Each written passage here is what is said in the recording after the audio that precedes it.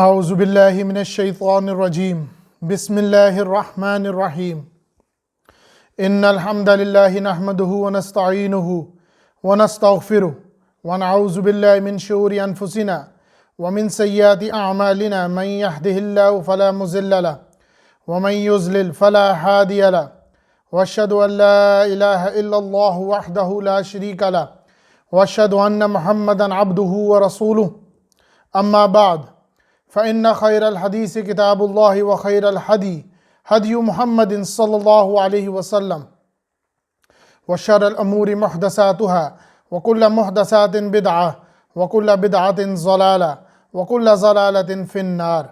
بسم الله الرحمن الرحيم. رب اشرح لي صدري ويسر لي أمري واحلل عقدة من لساني يفقهوا قولي. بسم الله الرحمن الرحيم. اللهم صل على محمد وعلى آل محمد كما صليت على إبراهيم وعلى آل إبراهيم إنك حميد مجيد. اللهم بارك على محمد وعلى آل محمد كما باركت على إبراهيم وعلى آل إبراهيم إنك حميد مجيد. بسم اللہ الرحمن الرحیم. موضوع نمبر 29. جیسے کہ آپ کو معلوم ہے کہ آج ہم سورۃ الفجر کی باقی آیات کو مکمل کریں گے انشاءاللہ تعالی. سورۃ الفجر کی پہلی 26 آیات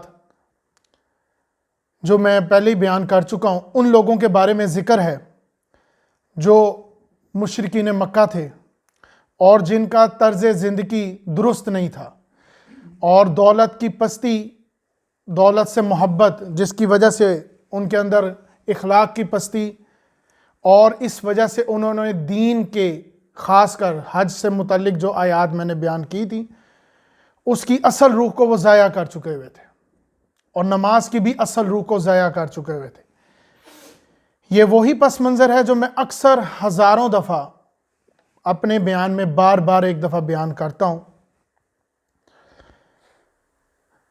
دین، نماز، روزہ، زکوٰۃ اور حج یہ ستون ہے. یہ سکون تب دیں گے جب آپ کے قلب کے اوپر یہ تمام چیزیں نازل ہوں گی. نماز سے پہلے نماز کا اصل روح جو ہے، حج سے پہلے حج کی اصل احکامات جس کے تحت حضرت ابراہیم علیہ السلام نے لوگوں کو وہاں اکٹھا کرنے کا جو اللہ تعالیٰ سے دعا کی، وہ اصل روح. آپ دین تک نہیں پہنچ سکتے، بالکل نہیں پہنچ سکتے جب تک آپ کی زندگی کے ہر فیصلے میں اللہ اور اس کے نبی کا فیصلہ آگے نہ ہو، ان کی طرز زندگی آگے نہ ہو. اگر نبی محمد صلی اللہ علیہ وسلم نے ایسا کیا تھا اس وقت، میں بھی ایسا ہی کروں گا. اگر یہ نہیں ہے تو معافی ہے، پھر تو تم نمازیں پڑھتے ہو، قرآن مجید میں اس کا ذکر ہے، پھر تم تالیاں پیٹتے ہو، اور قیامت والے دن بخاری شریف کی ہے، اس طرح کے لوگوں کی نماز تمہارے منہ پہ دے ماری جائے گی. اس کی بڑی مثال انا اعطیناک الکوثر، جب روضہ کوثر پہ آؤ گے تو کیا حالات ہوں گے؟ تمہارے منہ پر تمہاری نیکیاں دے ماری جائیں گی. تم اپنو کوہ طور جتنا، پہاڑ جتنا، احد جتنے نیکیاں کٹھی کرو گے پر ان میں وزن کوئی نہ ہوگا. اصل دین انسان کے اندر ہے. اگر تم چاہتے ہو تمہاری بہتری ہو، اگر تم چاہتے ہو تمہارے گھر والوں کی بہتری ہو، تمہارے کسی عزیز کی بہتری ہو، کسی دوسرے کی بہتری ہو، کسی خامد کی بہتری ہو، کسی رشتہ دار کی بہتری ہو، تو خود اپنے اندر بہتری پیدا کرو. اس پس منظر کو 26 آیات میں بیان کیا گیا. اب اس کے برعکس کیا ہوگا؟ یہ موضوع جو اچانک بدلا، جیسے میں نے پہلے بھی بتایا تھا کہ دو صورتیں یا جوڑا مل کر نسل چلاتا ہے. یہ تو ظاہری شکل سے دیکھتے ہیں، دو ماں باپ ہیں، ماں باپ نے کبھی نماز بھی نہ پڑھی ہو، بیٹا کوئی نہ کسی دین پہ چل پڑے، بیٹی پردے پہ چل پڑے. یہ ضروری نہیں ہے کہ ماں باپ نے ان کا لیا، یہ دو چیزیں مل کر ایک نسل چلاتی ہیں. اسی طرح قرآن مجید میں صورتیں جوڑوں کی شکل میں، چاہے وہ 2 میں ہو یا 4 میں، ایک نیا موضوع واضح طور پر لاتی ہیں. ابھی جب ہم سورۃ البلد کی طرف جائیں گے تب ہم وہ نئے موضوع کی طرف آئیں گے. ابھی ہم جن لوگوں کا ذکر کر رہے ہیں، جن لوگوں کی طرف اشارہ ہو رہا ہے، جنہوں نے دولت سے محبت کی، جن کا اخلاق پست ہو گیا، جن کی زندگی کا ہر عیش و آرام دولت سے شروع ہوتا ہے اور دولت پہ ہی ختم ہو جاتا ہے، ان کے برعکس، ان جہنمیوں کے برعکس جو اچانک موضوع بدلا. اس موضوع بدلنے کی دو وجوہات ہیں. یہ موضوع بدلنے کی دو وجہ تھی ان آیات سے پہلے. پہلا، آپ قرآن مجید کے جس بھی حصے کو کہیں سے بھی پڑھیں گے انشاءاللہ تعالی، اللہ تعالیٰ آپ کو توفیق دے، تو جہاں پر جہنمیوں کا ذکر ہوگا وہاں پر اہل جنت کا بھی ذکر ہوگا. یہ آپ ہمیشہ پائیں گے. چاہے تفصیلی ذکر ہو جہنمیوں کا، پر جنتیوں کا چاہے تھوڑا سا ذکر ہو ضرور ہوگا. تو ایک وجہ تو یہ ہے جو اچانک موضوع بدلا، یعنی کہ 26 آیات نسبتاً 4 آیات. اب 4 آیات کے اندر کیا ایسا بیان ہو گیا جو ان 26 آیات کے برعکس تھا. دوسرا، جو میں نے آپ کو پہلے ہی بتایا تھا کہ سورۃ الفجر، سورۃ البلد مل کر جس نئے موضوع کی طرف آئیں گے یہ اس کی بنیاد ہے. یہ 4 آیات وہ کیا ہیں؟ اگر ان کے برعکس یعنی کہ جہنمیوں کے برعکس اگر آپ جاؤ گے تو جنتیوں کی طرف جانا چاہو گے تو کیا کرنا ہے؟ ان 4 آیات میں اس محنت کا ذکر کیا گیا. اس محنت کو کیسے حاصل کیا جائے، اس کا کیا انجام ہو، ان 4 آیات میں اس انجام کا ذکر ہے. اور محنت کا ذکر سورۃ البلد میں آئے گا جو ہم انشاءاللہ تعالی شروع کریں گے.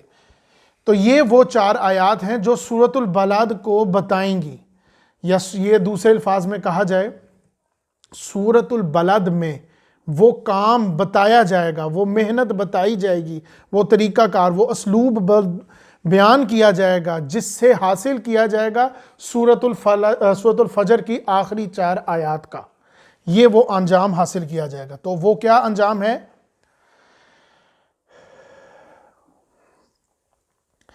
ارشاد ہے بسم اللہ الرحمن الرحیم، یا ایتھا النفس المطمئنہ.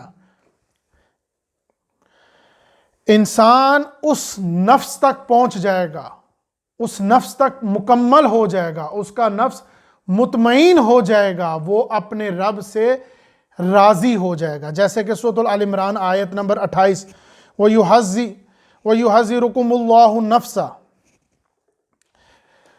وَنَفَخْتُ فِيهِ مِن رُّوحِنَا. سورۃ الحج آیت نمبر 29. انسان کا نفس، یا ایتھا النفس المطمئنہ، اور انسان کا وہ نفس مطمئن ہو جائے گا، ان نیک لوگوں میں شامل ہو جائے گا، وہ نیک لوگوں میں بن جائے گا، اس کا نفس مطمئن ہو جائے گا. کیا ہے نفس؟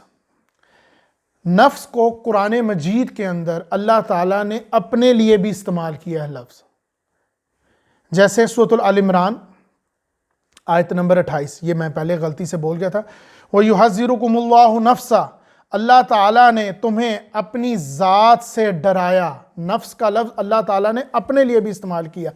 یہ لفظ میں اس لیے آپ کو بتا رہا ہوں کیونکہ ہم نفس کو اکثر نیگیٹو سیکشن میں دیکھتے ہیں کہ اس کا نفس غلط ہے. نفس کا لفظ استعمال ہوتا ہے تو ہم منفی طور پر سوچتے ہیں، جبکہ نفس اللہ تعالیٰ نے اپنے لیے بھی طور پر استعمال کیا. نفس ایک ذات ہے. اللہ تعالیٰ نے تمہیں اپنی ذات سے ڈرایا. کتب علی نفسہ الرحمہ، سورۃ الانعام آیت نمبر 12. اس نے اپنے نفس کے اوپر رحمت کو لازم قرار دے دیا. یہ 2 آیات کا مشتمل ذکر یہ ہے. اللہ تعالیٰ نے اپنے نفس، مطلب کہ اللہ تعالیٰ نے جیسے انسان کو پیدا کیا تو جو روح پھونکی گئی ہے، یہ بات میں اس وجہ سے آپ کو بیان کر رہا ہوں کہ اکثر لوگوں کا سوال ہوتا ہے، کیونکہ میرے بیان میں لوگوں کے جواب ہیں، میں ان کا نام لے کے جواب نہیں دے سکتا، سوال بیان کر کے پھر جواب نہیں دے رہا. اس وجہ سے میری ایک ترتیب ہے، میرا ایک طریقہ کار ہے کہ بات بھی اجتماعی طور پر ہو جائے، کسی کو نصیحت کرنی ہے وہ بھی اجتماعی طور پر ہو جائے، کسی کو پوائنٹ آؤٹ نہ کیا جائے. اللہ تعالیٰ، جیسے میں نے پہلے بھی یہ بتایا ہے کہ اکثر انسان یہ کہتے بھی سنا ہے اور سوال بھی ان کی طرف سے آتے ہیں کہ جب اللہ تعالیٰ چاہے گا میں ہدایت پہ آ جاؤں گا، جب اللہ تعالیٰ چاہے گا یہ ہو جائے گا. اس کی مثال میں نے پہلے بھی دی ہے، بے شک پتا بھی نہیں ہل سکتا اللہ کے حکم سے، مگر اشرف و مخلوقات کے معاملے میں جس کو ہم تقدیر کا لفظ بھی استعمال کرتے ہیں انڈائریکٹلی، سادہ الفاظ، اللہ تعالیٰ نے روح پھونکی ہے اپنے سے انسان کے اندر. یہ ہے انسان کی، اس کی میں نے مثال پہلے بھی دی تھی، جبلی ہدایت. یہ اللہ تعالیٰ نے آپ کو پہلے سے عطا فرمائی. اس کی تفصیل میں انشاءاللہ بلاد میں بیان کروں گا، مگر اس کا ظاہری شکل آپ جو دیکھتے ہیں، انسان کا بچہ جب پیدا ہوتا ہے وہ نہایت ہی کمزور ہے، نہایت ہی کمزور، کہ وہ چل نہیں پاتا کیونکہ وہ کھڑا ہو نہیں سکتا. اگر اس کے برعکس جانور کا بچہ دیکھا جائے، جیسے بکری کا بچہ ابھی وہ پیدا ہوا ہے، وہ چند منٹ بعد کھڑا ہو جائے گا، اپنے پاؤں پہ کھڑا ہو جائے گا، مگر اس کو یہ کس نے بتایا ہے کہ جیسے وہ اپنے آپ کو تھوڑا سا سٹیبل کرتا ہے، کھڑا ہوتا ہے، فوراً اپنی ماں کے تھنوں کی طرف بھاگتا ہے. یہ اللہ تعالیٰ نے آپ کو جبلی ہدایت دی ہے. اسی طرح انسان میں یہ جبلی ہدایت موجود ہے.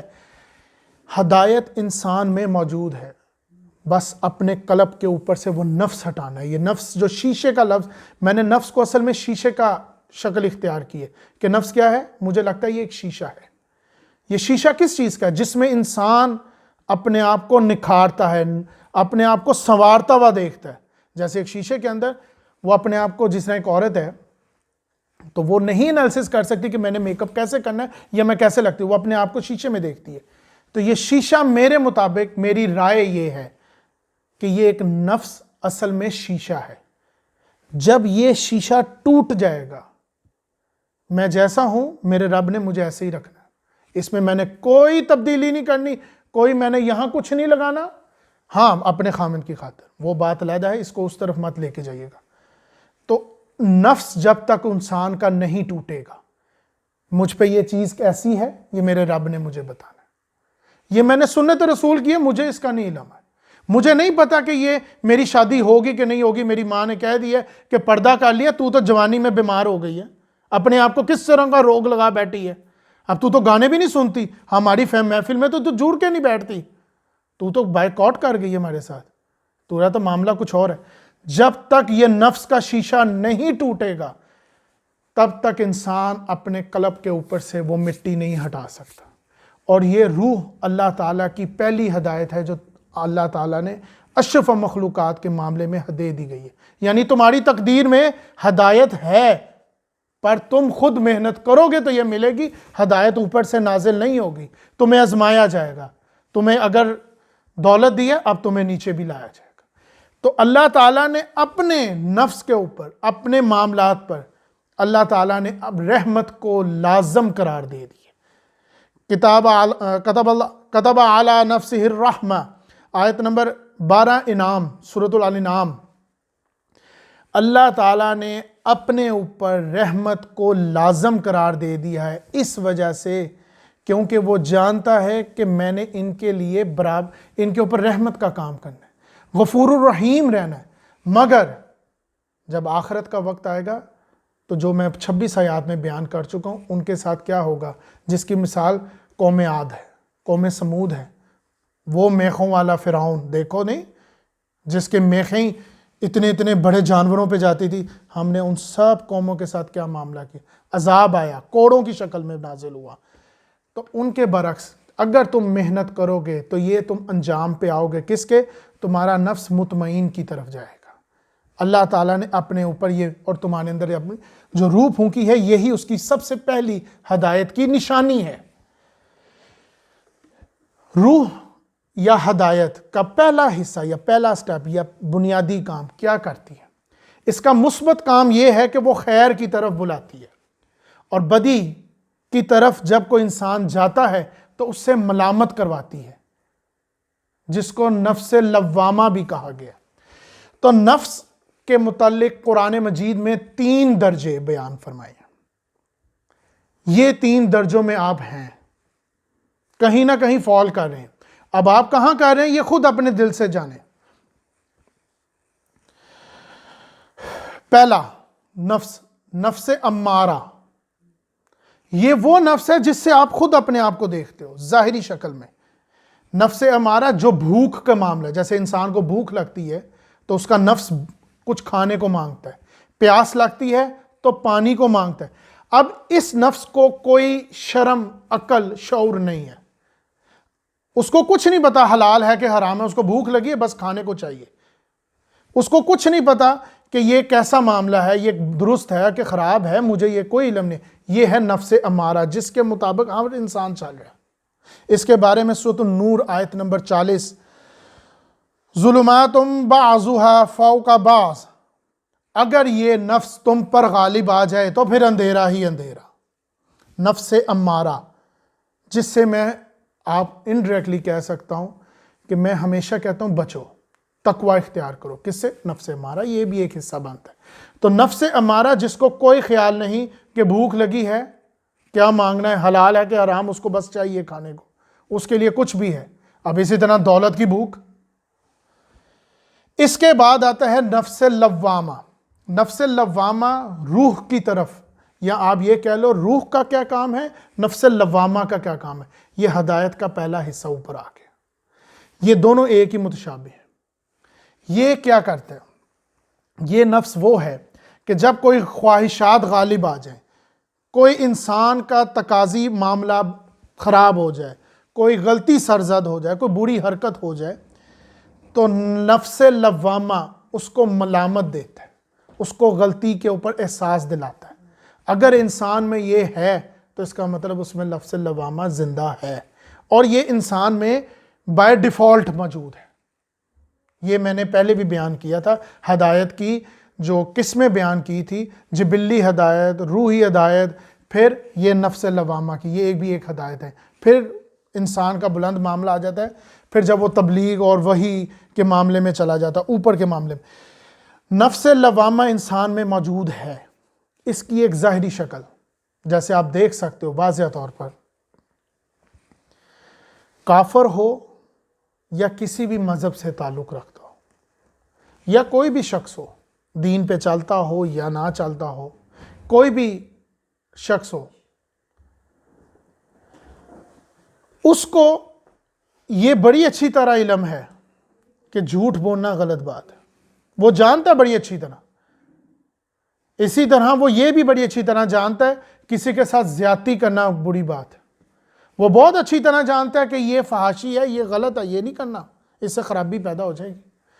تو نفس لوامہ بائی ڈیفالٹ آپ کے اندر موجود ہوتا ہے۔ اس کے بعد آتا ہے نفس مطمئنہ، یہ ہے بلند، بہت ہی بلند بات، یہ بلند ترین شکل ہے نفس کی۔ جب انسان کی روح کا وجود انسانیت کے اوپر غالب آ جائے، یعنی کہ اس کے نفس کے اوپر اس کا کنٹرول آ جائے، جب اس کا نفس اس کو ڈکٹیٹ نہیں کر سکتا، اس کو نہیں کہہ سکتا، بتا نہیں سکتا کہ یہ کر لے، یہ ٹھیک ہے، یہ ٹھیک، وہ نفس کو سمجھ گیا۔ اس کی بہت بہترین مثال واضح طور پر آپ صلی اللہ علیہ وسلم کی ذات، اس کے علاوہ اور کوئی مثال نہیں ہے۔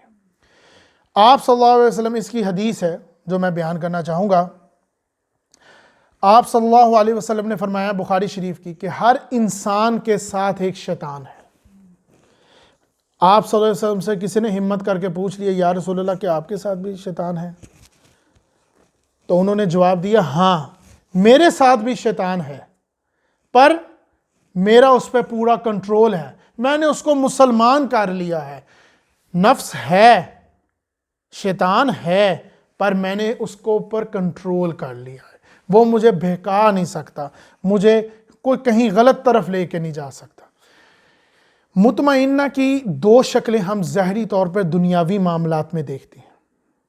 ایک، اردو زبان میں مطمئنہ کو اطمینان کا لفظ بھی دیا جاتا ہے، اطمینان، اور عربی میں بولا جاتا ہے اطمئنان، اس میں حمزات ہے۔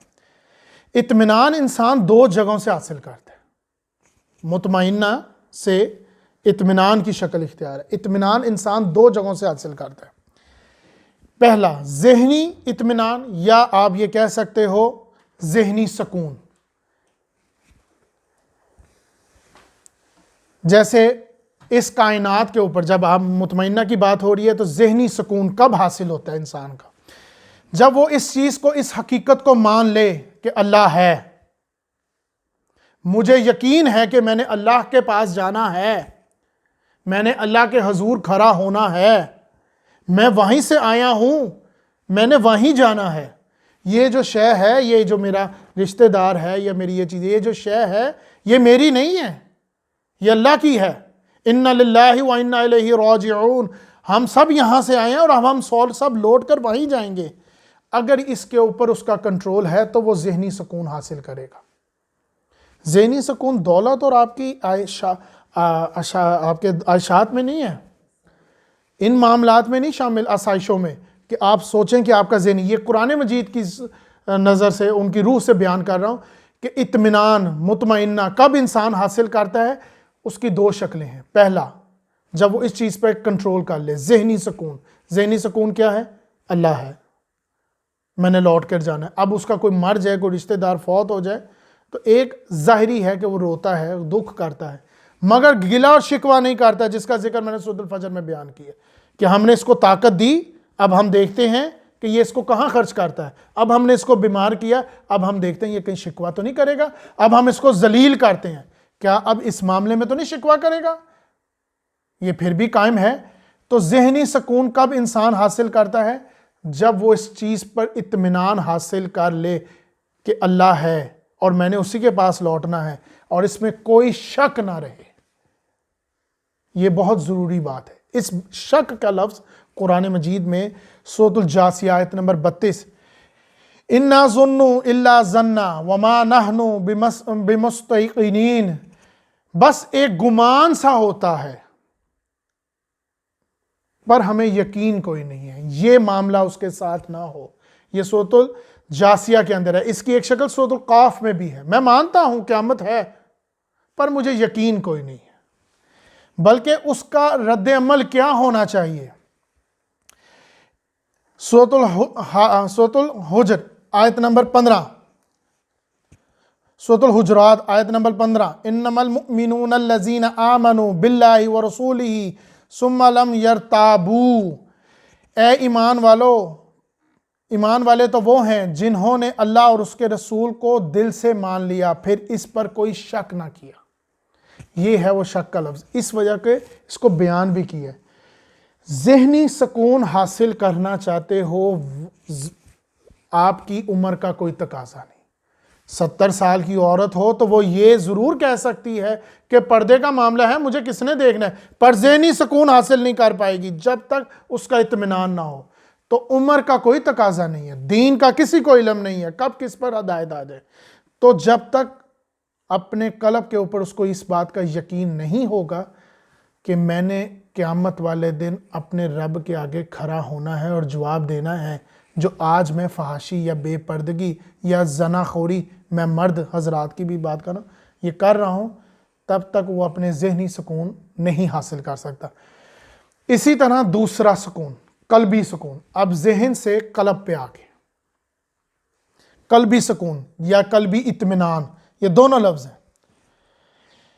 اس کی مثال میں پہلے ایک دفعہ دینا چاہوں گا، اس سے پہلے پینڈولم کے بارے میں۔ گھڑیال کے نیچے ایک ڈنڈا سا پھرتا ہے، جب تک انسان کے قلب کے اوپر، اس کی ذہن کے اوپر، جب تک اس کی اندر وہ معرفت نہیں ہوگی، اس کے اوپر اللہ کا نور نازل نہیں ہوگا، وہ اپنے قلب کے اوپر کنٹرول نہیں کرے گا، اپنے نفس کو نہیں توڑے گا، تب تک اس کا یہ پینڈولم بہت ہلتا رہے گا۔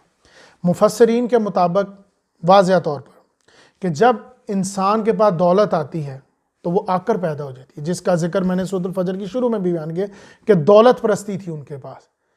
جب تھوڑی سی خوشیاں آ گئیں، آج کے دور میں خوشیوں کا لفظ میں استعمال کروں گا، دولت کا نہیں، خوشیاں آ گئیں، چاہے وہ دولت کی شکل میں آئی، چاہے اولاد کی شکل میں آئی، چاہے کوئی پریشانی حل ہوگی اس کی شکل میں آئی، اب وہ اللہ تعالیٰ کو بھول گیا، آکر پیدا ہو گئی ہے، گردن اکر گئی ہے، بھول گیا اپنے وہ وقت بھول گیا جس حالت میں تھا، جس کا ذکر سورۃ والضحیٰ میں آیا ہے، والضحیٰ واللیل اذا سجا ما ودعک ربک وما قلی وللآخرۃ خیر لک من الاولی، کہ تمہارا آنے والا وقت پچھلے وقت سے کیا بہتر نہیں ہوا، پر تو بھول گیا۔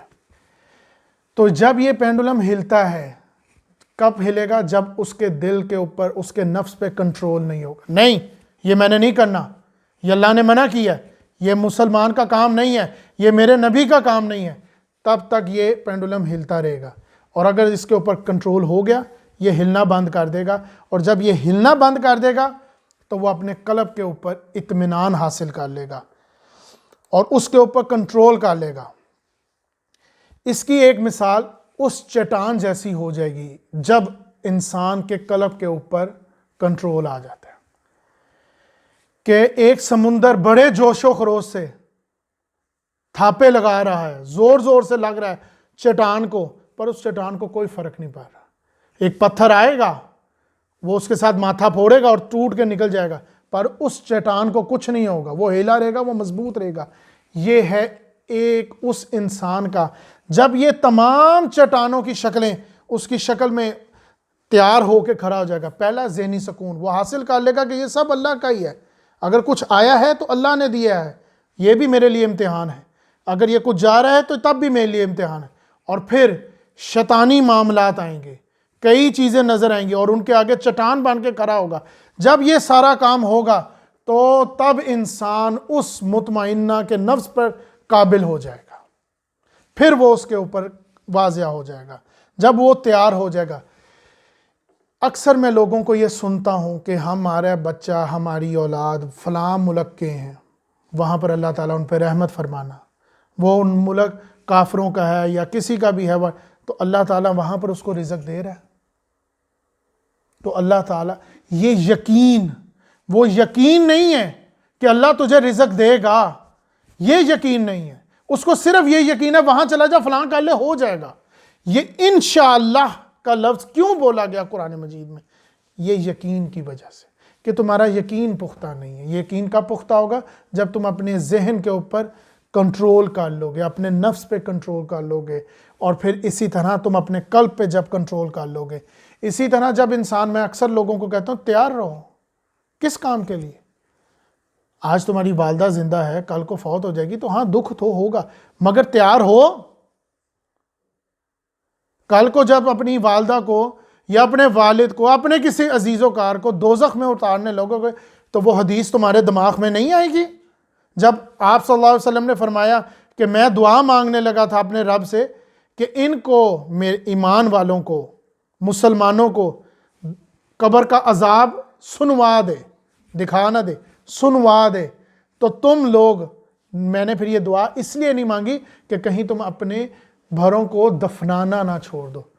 کہیں یہ نہ ہو کہ آج تم 10 بندے ایک بندے کو فالو کر رہے ہو اور وہ نظر آ رہا ہے وہ 5 وقت کا نمازی ہے، ہمیں تو پتہ ہے وہ بہت اچھا ہے، اب دفنانے گئے ہیں تو پتہ لگا کہ آ گئے، تو سب سے پہلے کیا ٹوٹے گا کہ یار یہ اس کو تو ہم فالو کرتے تھے اور یہ اس کی حالت ہوئی ہے، تو انسان اور گر جائے گا. تو تم تو دفناؤ گے نہیں، تو کیا تیاری کر کے بیٹھو گے؟ آج گاڑی کے نیچے نہ آ جائے، حادثات آنکھوں سے دیکھے ہیں، اسی وجہ سے ڈرتے ہو کہ بچے کو روڈ کراس نہیں کرنے دیتے. آئین یقین نہیں ہے تمہیں کہ قیامت کا دن آنا ہے، اسی وجہ سے یہ تمہارے قلب کے اوپر یہ جو ڈسٹ آ گئی ہے نا، یہ تمہارے قلب پہ اس لیے آ گئی کیونکہ اصل میں تمہارے پہ یقین نہیں ہے، تم یقین نہیں رکھتے، تمہیں علم نہیں ہے کہ اس بے پردگی سے کتنی بو پھیلے گی، نہیں علم ہے.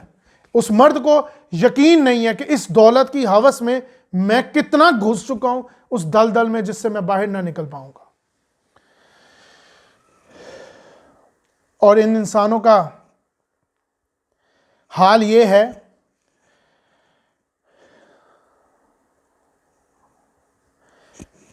کہ جب انسان کے اوپر یہ قلب کے اوپر یہ نفس کنٹرول کر لو گے تب آپ کامیابی حاصل کرو گے اور اس نفس تک پہنچ جاؤ گے جس کا ذکر یا ایھا النفس المطمئنہ، تمہارا نفس پھر مطمئن ہو جائے گا.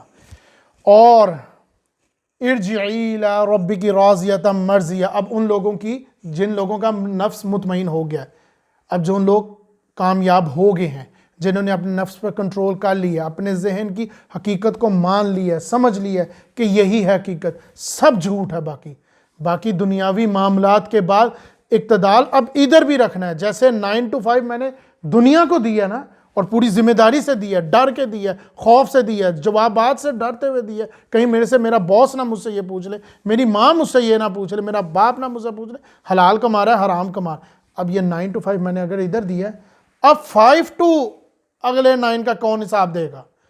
اس کا اگر یقین نہیں ہے تو یہ 5 وقت کی نماز جو تم تالیاں پیٹ آئے ہو، ان کا جواب تمہارے اندر نہیں نظر آ رہا۔ کیوں؟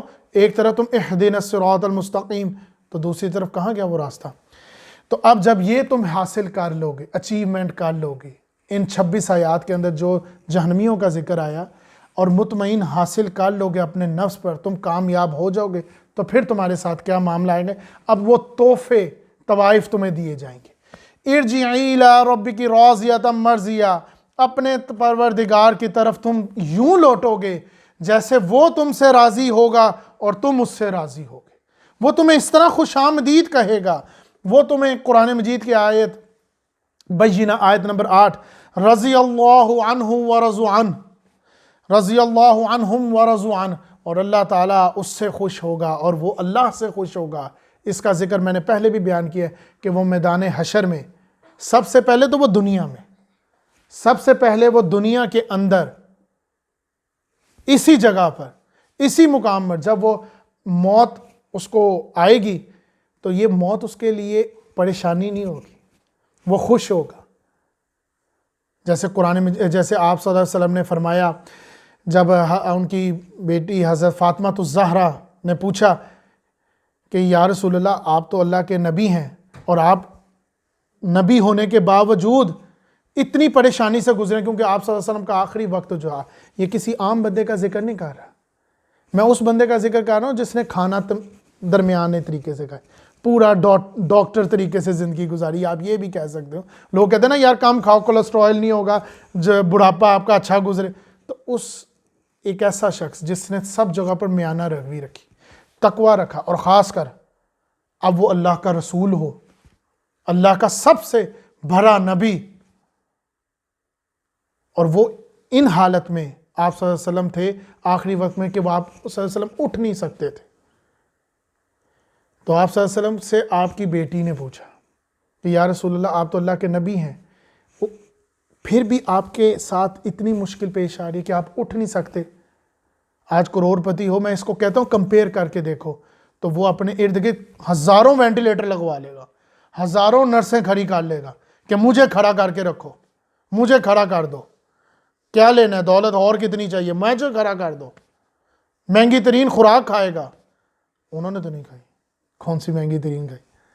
تو آپ صلی اللہ علیہ وسلم نے آگے سے جواب دیا، ہنس کے، مسکرا کے، کہ یہ مشکل ہے، آگے میرے لیے سب آسانی ہے۔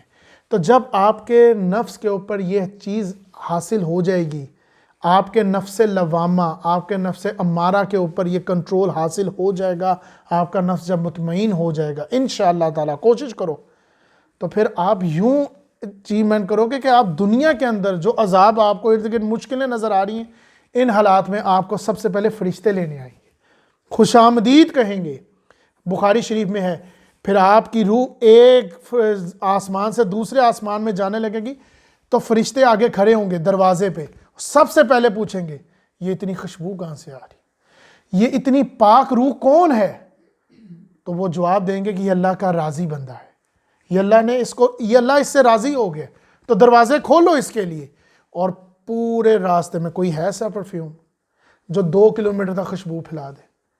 یہ ایک زمین سے شروع ہوگا اور 7ویں آسمان تک خوشبو پھیلتی چلی جائے گی کہ یہ کون خوشبودار ہے، اور پھر جب اس کا سارے معاملات انشاءاللہ درست ہوں گے، اللہ تعالیٰ فرمائیں گے کہ جاؤ اس کو واپس اس کی قبر میں چھوڑ، اور ایک طرف سے راستہ کھول دو کہ وہاں سے یہ ٹھنڈی ہوا جنت کی آتی رہے، وہ اپنی جنت کو دیکھتا رہے، اور وہ ابھی اٹھے گا، تھوڑی دیر ہی تو ہوگی، پھر اٹھے گا، پھر میدان حشر کئی لوگ ہوں گے جو توڑ رہے ہوں گے۔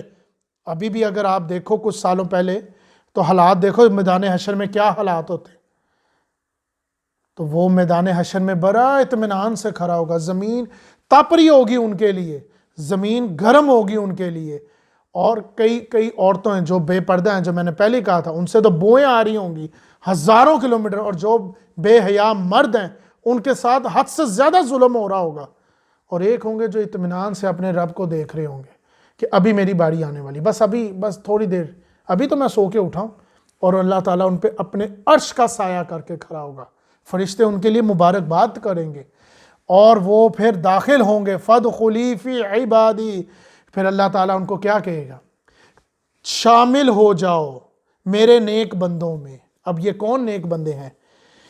وہ صدیقین ہیں، وہ شہداء ہیں، وہ اللہ کے خاص بندے ہیں۔ سورۃ النساء آیت نمبر 69، وَمَن يُطِعِ اللَّهَ وَرَسُولَهُ وَمَن يُطِعِ اللَّهَ وَرَسُولَهُ فَأُولَٰئِكَ مَعَ الَّذِينَ أَنْعَمَ اللَّهُ عَلَيْهِم مِّنَ النَّبِيِّينَ وَالصِّدِّيقِينَ وَالشُّهَدَاءِ وَالصَّالِحِينَ وَحَسُنَ أُولَٰئِكَ فِي رَفِيقًا۔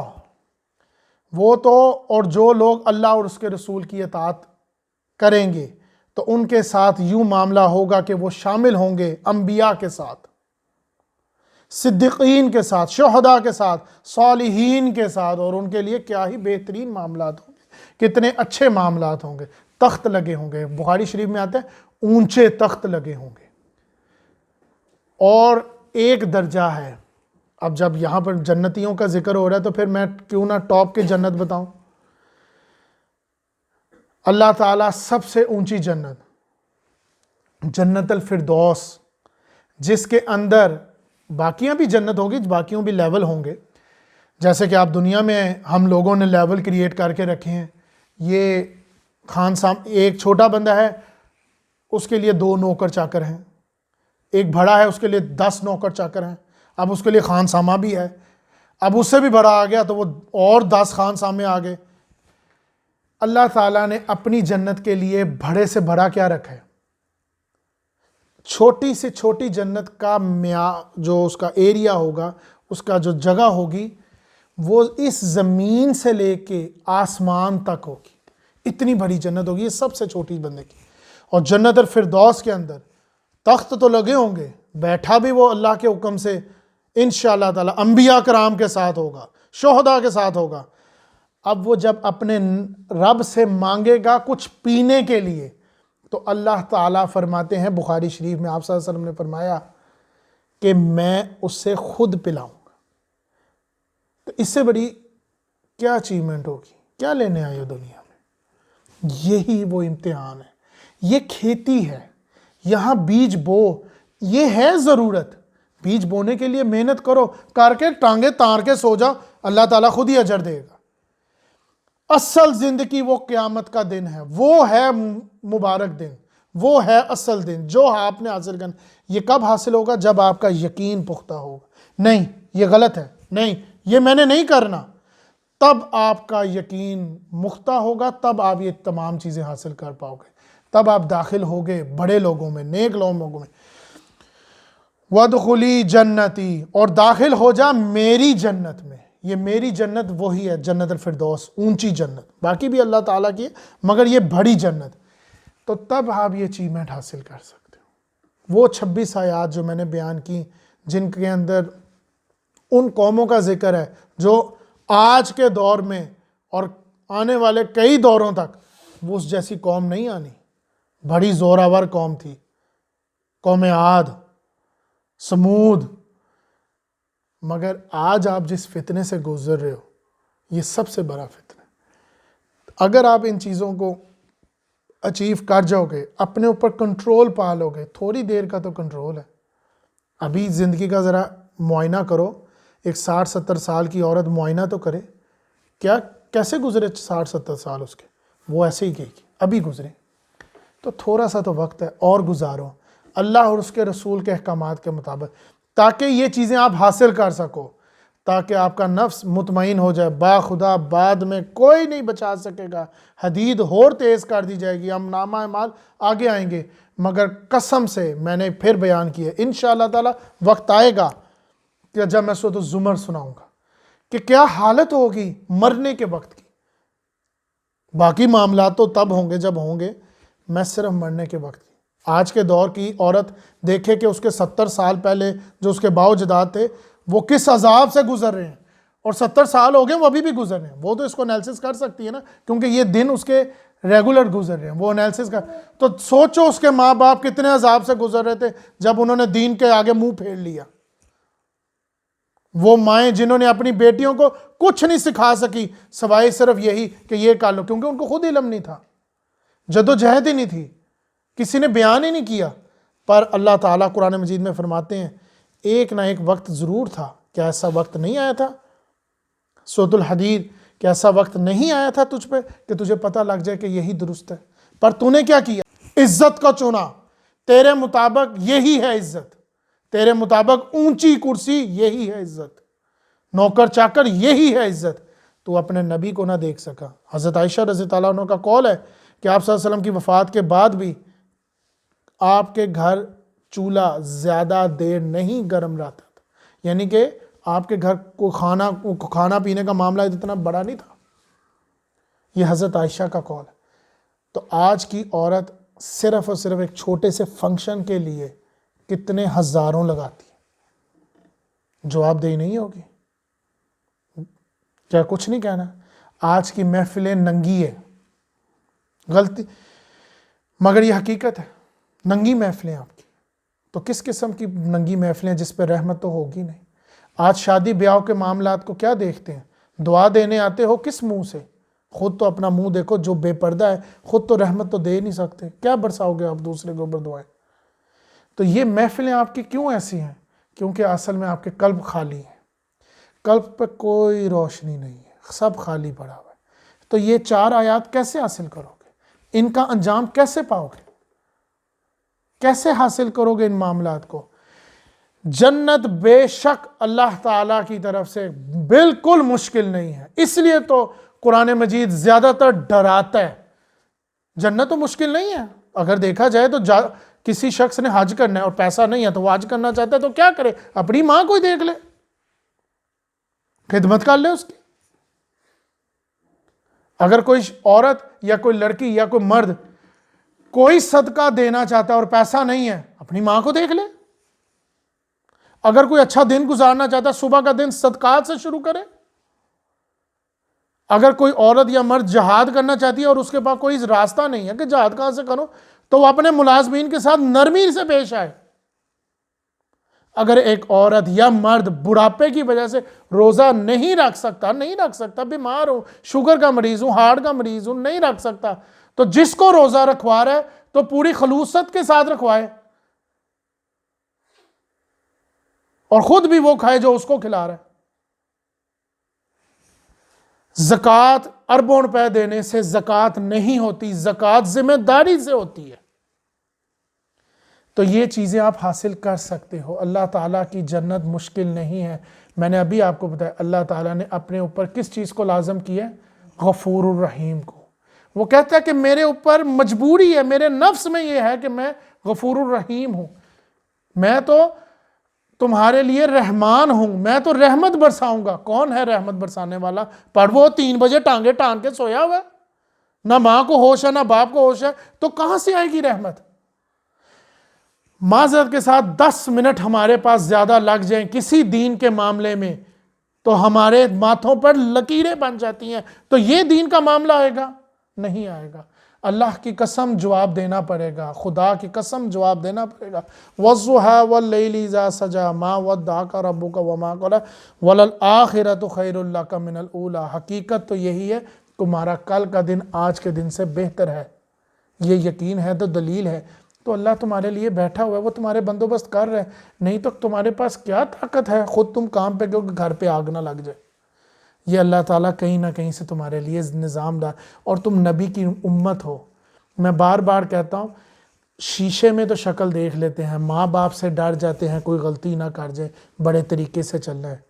خدا کی قسم اللہ تعالیٰ تمہارے چھپے ہوئے راز ہمارے آگے رکھے گا، اس کا میں کہاں سے جواب دوں گا؟ کوئی ہے جواب؟ اور پھر اللہ تعالیٰ بہتر کر دے گا. یہ کہہ کے ہم نے اپنے اوپر سے اتار دیتے ہیں. نہیں، محنت کرو. طاقت دی ہے، جوانی دی ہے، رقم دی ہے، پیسہ دیا ہے، دولت دی ہے، وقت دیا ہے. سب سے بڑی بات وقت. فارغ وقت انسان کو غفلت میں ڈال دیتا ہے. تو فارغ وقت ہے کیا؟ اس کی بہت بڑی مثال انشاءاللہ تعالی میرے سے بہت سے لوگوں نے بہت سے سوال پوچھے ہیں اور بہت سے جوابات ہیں میرے دماغ میں، مگر اس کا جواب سورۃ البلد میں آپ کو دوں گا کہ اصل میں ماں باپ کی محنت، ماں اور باپ کی علیحدہ علیحدہ محنت کی شکل میں انشاءاللہ تعالی سورۃ البلد میں بیان کروں گا، جو آپ کو واضح ہوگی کہ اللہ تعالیٰ نے کیا بیان کی ہے کہ کیا ہے ماں کی خدمت، اصل ماں کو کس ذمہ داری پر نافذ کیا گیا، رسپانسبلٹی کیا ہے ایک بیوی کی نہیں، ایک ماں کی، اور ایک باپ کا کیا کام ہے۔ اب یہ دونوں چیزیں انشاءاللہ تعالیٰ بیان کروں گا، اور یہ تمام چیزیں انشاءاللہ آپ حاصل کر سکتے ہو، اللہ تعالیٰ کی بارگاہ میں سرخرو ہو سکتے ہو، کب؟ جب آپ کے اندر یہ چیزیں ہوں گی، اور اس کی محنت کیا ہے وہ سورۃ البلد میں ہے۔ تو اللہ تعالیٰ ہمیں اپنی ہدایت اور اس ہدایت کے اندر اپنی رحمت سے نوازے، اور ہمیں صدیقین اور شہداء اور انبیاء کے ساتھ کھڑا ہونے کی توفیق عطا فرمائے، اور ہمارے قلب کو ہمارے اوپر کنٹرول نہ ہونے دیں، اور ہم انشاءاللہ تعالیٰ یہ کریں گے، یہ دعا کیے تو اللہ تعالیٰ ہمیں اس جنت میں داخل کرے جہاں پر جس کا ذکر قرآن مجید میں آیا ہے۔ تو اللہ تعالیٰ ہم پہ رحمت فرمائے۔ بارک اللہ لی ولکم فی القرآن العظیم ونفعنا وإیاکم من آیات و ذکر الحکیم۔ السلام علیکم ورحمۃ اللہ وبرکاتہ۔